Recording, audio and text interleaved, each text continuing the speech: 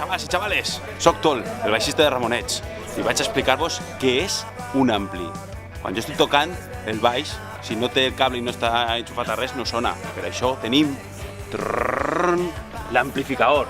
L'amplificador és on ve la senyal del baix i té una barbaritat de botonets per equalitzar i posar el so que a mi m'agrada, que és el so així contundent, fort, el so fort. I a més té el volumen, que el volumen puc posar.